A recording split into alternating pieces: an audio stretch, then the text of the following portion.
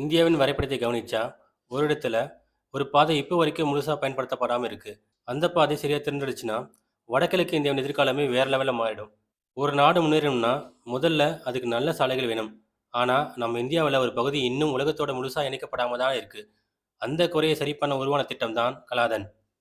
கலாதன் திட்டம்னு ஒரு விஷயம் கேள்விப்பட்டிருக்கீங்களா? இது சாதாரண சாலை திட்டம் கிடையாது. இந்தியாவோட வடகிழக்கு மாநிலங்களுக்கு ரொம்ப முக்கியமான ஒரு பெரிய இணைப்பு திட்டம்.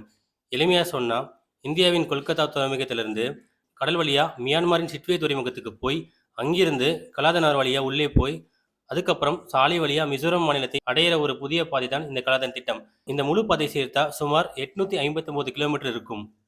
ஏன் இப்படி ஒரு திட்டம் தேவை? நம்ம இந்தியாவின் வடகிழக்கு மாநிலங்களுக்கு போகணும்னா, இப்போ வரைக்கும் ஒரு ரொம்ப நீளமான குறுகிய நிலப்பாதை மட்டுமே இருக்கு. அதுதான் சிலிகுரி வழி திட்டம். அந்த வழியில் ஏதாவது பிரச்சனை வந்தா, வடகிழக்கு இந்தியா முழுக்கவே பாதிக்கப்படும். அதனால தான் இதுக்கு மாற்றா ஒரு பாதுகாப்பான குறுகிய வழி வேணும்னு இந்த கலாதன் திட்டத்தை இந்தியா தொடங்கியது.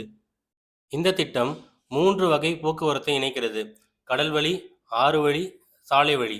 அதனால தான் இதை பன்னோக்கு போக்குவரத்து திட்டம்னு சொல்றாங்க. முதல் கட்டம் கடல் வழி. முதல்ல கொல்கத்தா துறைமுகத்திலிருந்து வங்காள விரிகுடா வழியா மியான்மரின் சிட்வே துறைமுகம் வரை சரக்குகள் கடல் வழியா போகும். இந்த கடல் பாதை மட்டும் சுமார் 539 கிலோமீட்டர். சிட்வே துறைமுகத்தை 40,000 டன் வரைக்கும் சரக்குகள் கையாளக்கூடிய அளவுக்கு மேம்படுத்தி இருக்காங்க. இரண்டாம் கட்டம் பார்த்தீங்கன்னா ஆறு வழி. அதுக்கப்புறம் சிட்வே துறைமுகத்திலிருந்து கலாதன் ஆறு வழியா பலேத்வான்னு ஒரு நகரத்துக்கு சரக்குகள் போகும். அந்த ஆறு வழி திட்டம் சுமார் 158 கிலோமீட்டர். இந்த ஆற்றுல பெரிய சரக்கு படகுகள் ஓடுறதுக்காக பல முனையங்கள் அமைக்கப்பட்டுள்ளன.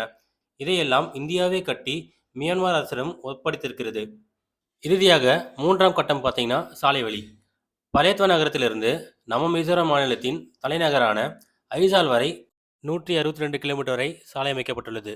இந்த திட்டத்தோட கடைசி முக்கியமான இணைப்பு. சரி, இதுக்கு செலவெல்லாம் யார் போடுறாங்க? இந்த முழு திட்டத்துக்காக இந்தியா சுமார் 484 மில்லியன் அமெரிக்க டாலர் செலவு செய்யுது. முக்கியமா சொல்லணும்னா, மியான்மரில் நடக்கிற பணிகளுக்காக இந்தியா திருப்பி கேட்காத நிதி உதவியை தான் வழங்குது. இதனால் நமக்கு என்ன பயன்? இந்த திட்டம் முழுசா செயல்பட்டா வடகிழக்கு இந்தியாவுக்கு போக்குவரத்து எளிமையா வேகமா ஆகும். சரக்கு அனுப்புற செலவும் நேரமும் குறைவாகும். அந்த பகுதிகளில் வர்த்தகம், வேலைவாய்ப்புகள் அதிகரிக்கும். இந்தியாவுக்கு ஒரு முக்கிய மூலோபிய பாதை கிடைக்கும். அதாவது வடகிழக்கு இந்தியா தனிமையிலிருந்து வெளியே வந்து நேரடியாக கடல் வழி உலகத்தோட இணைக்கப்படும். சரி, இப்போ அதன் நிலைமை என்ன? சிட்வே துறைமுகம் மற்றும் கலாதன் ஆறு வழி பணிகள் பெரும்பாலும் முடிஞ்சிடுச்சு. துறைமுகம் செயல்பாட்டில் இருக்கு. ஆனா மியான்மரில் நடக்கிற உள்நாட்டு போர் காரணமா சாலை அமைப்பில் சில தாமதங்கள் ஏற்பட்டிருக்கின்றன. முடிவா சொல்லணும்னா, கலாதன் திட்டம் ஒரு சாலை திட்டம் மட்டுமல்ல. இது வடகிழக்கு இந்தியாவுக்கான புதிய உயிர்நாடி. இந்தியாவின் எதிர்கால இணைப்புக்கான முக்கிய முதலீடு. அரசியல், பொருளாதாரம், பாதுகாப்பு மூன்றுக்கும் தேவையான ஒரு பெரிய திட்டம். கலாதன் ஒரு சாலை கிடையாது, ஒரு துறைமுகமும் கிடையாது. இது இந்தியாவின் ஒரு மூலையை உலகத்தின் மையத்தோடு இணைக்கிற ஒரு பாதை.